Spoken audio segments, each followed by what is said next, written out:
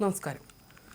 സാമൂഹ്യ സുരക്ഷാ ക്ഷേമനിധി പെൻഷൻ ഗുണഭോക്താക്കൾക്ക് സർക്കാരിന്റെ ഓണസമ്മാനമായി 2 ഗഡു ക്ഷേമ പെൻഷൻ ലഭിക്കും. ഇതിനായി 1679 കോടി അനുവദിച്ചതായി ധനമന്ത്രി കെ.എൻ. ബാലഗോപാൽ അറിയിച്ചു. 62 ലക്ഷത്തോളം പേർക്കാണ് ഓണത്തിന് 3200 രൂപ വീതം ലഭിക്കുന്നത്. ഓഗസ്റ്റിലെ പെൻഷന് പുറമെ 1 ഗഡു കുടിശ്ശിക കൂടിയാണ് അനുവദിച്ചത്. അടുത്ത നിയമസഭാ തെരഞ്ഞെടുപ്പിന് മുമ്പ് എല്ലാ പെൻഷൻ കുടിശ്ശികയും തീർക്കാനാണ് സർക്കാർ തീരുമാനം. കടുത്ത സാമ്പത്തിക പ്രതിസന്ധിക്കിടയിലാണ് ഈ തീരുമാനം. ശനിയാഴ്ച മുതൽ ഇത് ഗുണഭോക്താക്കൾക്ക് ലഭിച്ചു തുടങ്ങും. 26.62 ലക്ഷം പേരുടെ ബാങ്ക് അക്കൗണ്ടിൽ തുകയെത്തും. മറ്റുള്ളവർക്ക് സഹകരണ ബാങ്കുകൾ വഴി വീട്ടിലെത്തി പെൻഷൻ കൈമാറും. 8.46 ലക്ഷം പേർക്ക് ദേശീയ പെൻഷൻ പദ്ധതിയിലെ കേന്ദ്ര വിഹിതം കേന്ദ്ര സർക്കാരാണ് നൽകേണ്ടത്. ഇതിനാവശ്യമായ 48.42 കോടി രൂപയും സംസ്ഥാനം മുൻകൂർ അടിസ്ഥാനത്തിൽ അനുവദിച്ചിട്ടുണ്ട്. ഈ വിഹിതം കേന്ദ്ര സർക്കാരിൻ്റെ PFMS സംവിധാനം വഴിയാണ് ഗുണഭോക്താക്കളുടെ ബാങ്ക് അക്കൗണ്ടിലേക്ക് ക്രെഡിറ്റ് ചെയ്യേണ്ടത്. ഓണച്ചെലവുകൾക്കായി 2000 കോടിയുടെ കടപ്പത്രം ഇറക്കിയിരുന്നു. ഇത് ഉപയോഗിച്ചാകും പെൻഷൻ വിതരണം.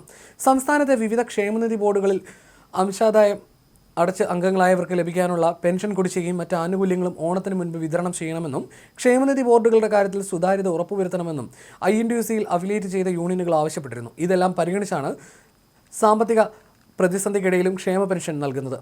വിഷുക്കാലത്തും ഇതേ മാതൃകയിൽ പെൻഷൻ കൊടുത്തിരുന്നു.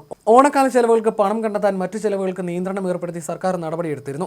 ട്രഷറിയിൽ ഒരു ബില്ലിൽ മാറാവുന്ന പരിധി 25 ലക്ഷത്തിൽ നിന്ന് 10 ലക്ഷമാക്കി കുറച്ചു. സാമ്പത്തിക പ്രതിസന്ധി രൂക്ഷമായി തുടരുന്നതാണ് കാരണം. ബിൽ മാറാനുള്ള നിയന്ത്രണം ശമ്പളം, പെൻഷൻ, ബോണസ്, ഓണം, ഉത്സവബത്ത എന്നിവയ്ക്ക് ബാധകമല്ല.